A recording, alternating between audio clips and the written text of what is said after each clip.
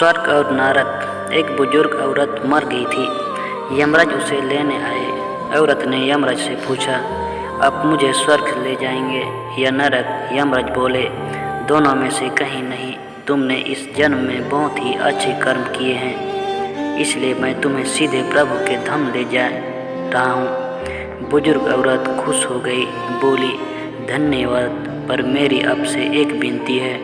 मैंने यहाँ धरती पर सबसे बहुत स्वर्ग नरक के बारे में सुना है। मैं एक बार इन दोनों जगहों को देखना चाहती हूँ। यमराज बोले, तुम्हारे कर्म अच्छे हैं, इसलिए मैं तुम्हारी यह इच्छा पूरी करता हूँ। चलो हम स्वर्ग और नरक के रास्ते से होते हुए प्रभु के धाम चलेंगे। दोनों चले पड़े। सबसे पहले नरक आया। नरक में बुजुर्ग औरत ने जोर जोर से लोगों के रोने की आवाज़ सुनी।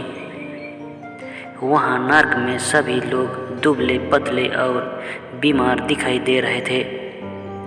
औरत ने एक आदमी से पूछा, यहाँ आप सब लोगों की ऐसी हालत क्यों है? आदमी बोला, तो और कैसी हालत होगी? मरने के बाद जब से यहाँ आए हैं, हमने एक दिन भी खाना नहीं खाया। भूख से हमारी आत्माएं तड़प रही है। बुजुर्ग और औरत की नज़र एक विशाल पतीले पर पड़ी, जो कि लोगों के कद से करीब 300 फुट ऊंचा होगा। उस पतीले के ऊपर एक विशाल चम्मच लटका हुआ था। उस पतीले में से बहुत ही शानदार खुशबू आ रही थी। बुजुर्ग औरत ने उस आदमी से पूछा, इस पतीले में क्या है?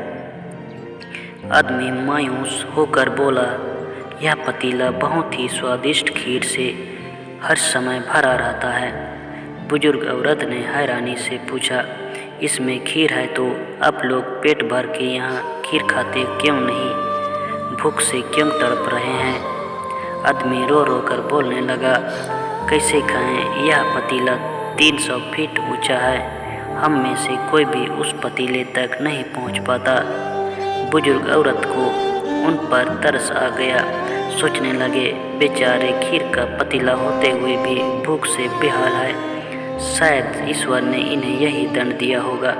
यमराज बुजुर्ग औरत से बोले, चलो हमें देर हो रही है। दोनों चल पड़े। कुछ दूर चलने पर बुजुर्ग औरत को सबकी हंसने खिलौने की आवाज़ सुनाई दी। सब लोग बहुत खुश हो दिखाई दे रहे थे। उनको खुश देखकर बुजुर्ग औरत भी बहुत खुश हो गए। पर वहाँ स्वर्ग में भी बुजुर्ग औरत की नज़र वैसे ही 300 फुट ऊंचे पतीले पर पड़ी जैसा नरक में था। उसके ऊपर भी वैसा ही चम्मच लटका हुआ था। बुजुर्ग औरत ने वहाँ लोगों से पूछा, इस पतीले में क्या है? स्वर्ग के लोग बोले, इसमें बहुत टेस्टी खीर है। बुजुर्ग औरत हैरान हो गए। उनसे बोली, पर यह पतीला तो 300 फीट ऊंचा है। आप लोग तो इस तक पहुंच नहीं पाते होंगे, तो आप लोगों को खाना खिलाता ही नहीं होगा। आप लोग भूख से बेहाल होंगे। पर मुझे तो आप सभी इतना खुश लग रहे हो, ऐसे कैसे? लोग बोले, हम तो सभी लोग इस पतीले में से पेट भर के खीर खाते हैं। औरत बोली, पर कैसे? पतीले तो बहुत ऊंचा है। लोग बोले, तो क्या हो गया? पतीला ऊंचा है तो यहाँ पर कितने सारे पेड़ हैं। ईश्वर ने यह पेड़ पौधे, नदी, झरने हम मनुष्यों के उपयोग के लिए तो बनाए हैं।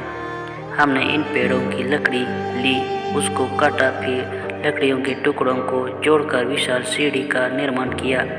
उस लकड़ी की सीढ़ी के सहारे हम पतीले तक पहुँचते हैं और सब मिलकर खीर का आनंद लेते हैं। बुजुर्ग औरत यमराज की तरफ देखने लगी। यमराज मुस्कुराए और बोले, ईश्वर ने स्वर्ग और नरक मनुष्य के हाथों में ही सौंप रखा है। चाहे तो अपने लिए नरक बना ले, चाहे तो अपने लिए स्वर्ग। ईश्वर ने सबको एक समान हालातों में डाला है। उसके लिए उसके सभी बच्चे एक समान है। वह किसी से भेदभाव नहीं करता। वहाँ नरक में भी पेड़ पौधे सब थे और वह लोग खुद ही आलसी हैं।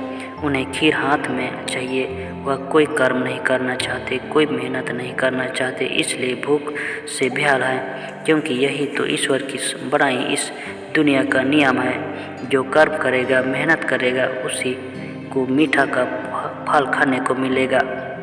धन्यवाद।